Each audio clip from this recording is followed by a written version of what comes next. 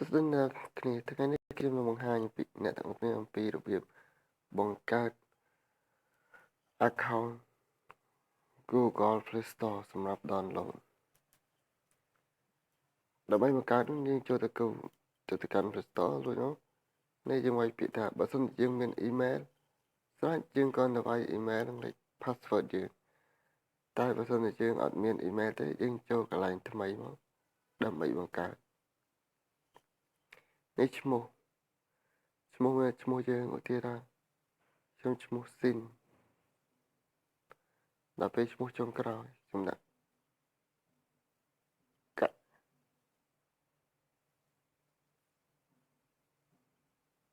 កដាបន្ទាប់មកយើងចុចពាក្យចុចនេះទៀតសញ្ញាព្រួយបន្ទាប់មកយើងពេញ email តែយើងចង់ដាក់ email អ្វីអូខេឈ្មោះខ្ញុំ sinn ក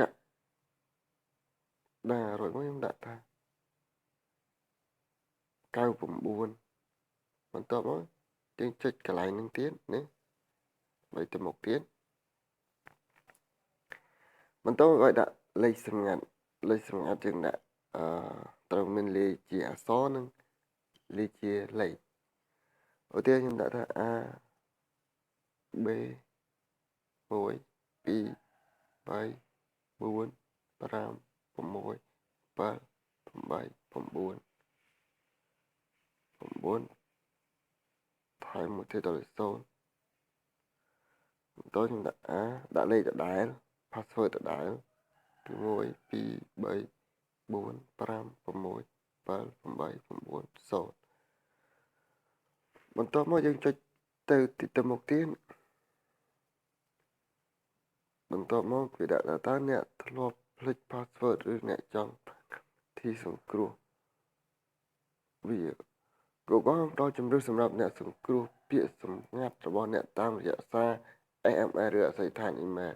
ជំនាញនេះអ្នកផ្ដល់ការណែនាំយ៉ាងខ្លាំងពេលយើងយកកំណត់ជ្រើសរើសសង្គ្រោះ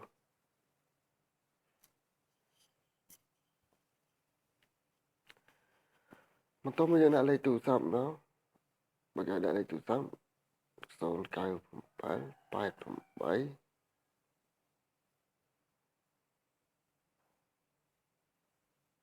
5758 email របស់ទៅមាន email ផ្សេងនៅពេលយើងខូច email មួយនឹងយើងអាចយក email ទៅសង្គ្រោះបានអញ្ចឹងខ្ញុំសូមដាក់ថា T so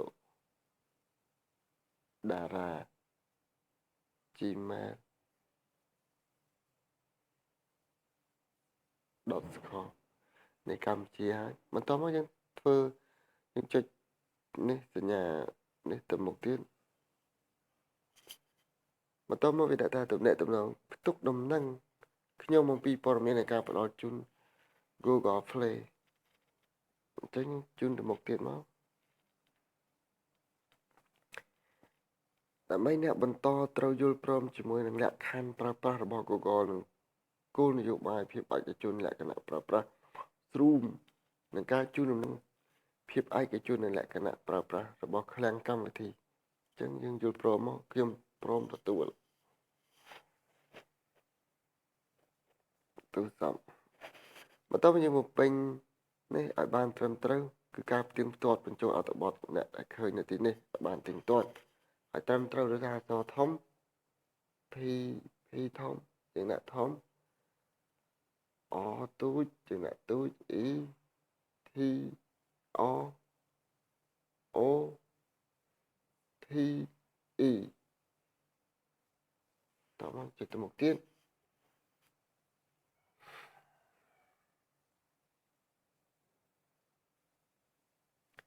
ជាការវាអាច save រក្សាទុកនេះវាអាចប្រើរយៈពេលយូរពេលការរហូតដល់5នាទីវាខ្លះត្រឹមតែ30វិនាទីប៉ុណ្ណោះនេះវាចង់ឲ្យយើងបញ្ចូលព័ត៌មាននៅដើម្បីថាយើងមានជាកាតវីសាឬក៏កាតអីផ្សេងអញ្ចឹងទៅដើម្បីបញ្ចូលនឹងចុចឡើងនៅទៀតតែខ្ញុំអត់មានទេខ្ញុំសូមចុចពាក្យថា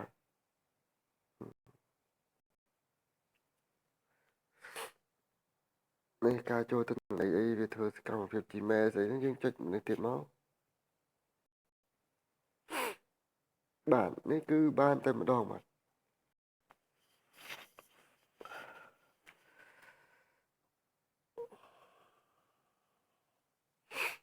នេះបាទស៊ីនកក្កដា99